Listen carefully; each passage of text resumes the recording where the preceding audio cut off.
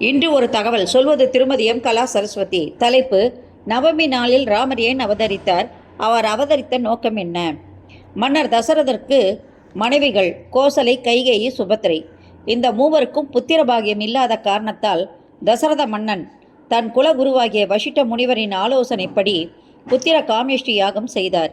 யாகத்தில் அக்னியில் யக்னீஸ்வரர் தோன்றி ஒரு பாயாசம் நிறைந்த குடுவையை தசரதரிடம் தந்து 3 மனைவிகளுக்கும் தரும்படி கூற, கோசலை ராமரையும், கைகேயி பரதனையும், சுபத்திரை லக்ஷ்மணன் சத்ருக்கனையும் பெற்றெடுத்தனர். ராமர் பிறந்த தினமாகிய பங்குனி புனர்பூச நட்சத்திரம் நவமி திதி அன்று ஸ்ரீ ராமநவமி விழா கொண்டாடப்படுகிறது. இந்த வருடம் 27/3/2026 வெள்ளிக்கிழமை பங்குனி மாதம் 13ஆம் தேதி இந்த விழா சிறப்பாக கொண்டாடப்படுகிறது.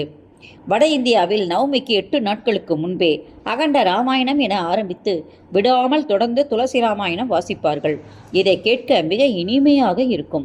தென்னிந்தியாவில் ராமநவமி உற்சவம் 10 நாட்கள் பிரமாதமாக கொண்டாடப்படுகிறது. இப்பொழுது நவமி நாளில் ராமர் ஏன் அவதரித்தார்? நாம் அஷ்டமி, நவமி 2 திதிகளிலும் யாருமே எந்த நல்ல காரியத்தையும் செய்வதில்லை. எனவே இந்த அஷ்டமி, நவமி 2 திதிகளும் ஒரு முறை மகாவிஷ்ணுவிடம் சென்று தங்கள் இருவரையும் நல்ல நாட்களில் அனைவரும் ஒதுக்கி விடுகின்றனர் என்று தங்கள் மனக்கவலையை மகாவிஷ்ணுவிடம் கூறி வருந்தின. இதற்கு மகாவிஷ்ணு, நீங்கள் வருந்த வேண்டாம், உலகமே உங்களை கொண்டாடும் நாள் வருடம் ஒரு முறை வரும் என்று ஆறுதல் கூறினார். அதன்படி அஷ்டமி திதியில் கிருஷ்ணர் பிறந்தார். அன்றைய தினம் கோகுலாஷ்டமி என்று மக்கள் கொண்டாடி மகிழ்கின்றனர். ராமர் நவமி திதியில் பிறந்தார். அன்றைய நாள் ராமநவமி என்று மக்கள் கோலாகலமாக கொண்டாடி மகிழ்கின்றனர். இதுவே நவமி நாளில் ராமர் அவதரித்த வரலாறு. ராமர் அவதரித்த நோக்கம் என்ன? மனிதன் எவ்வாறு மனிதனாக வாழ வேண்டும்?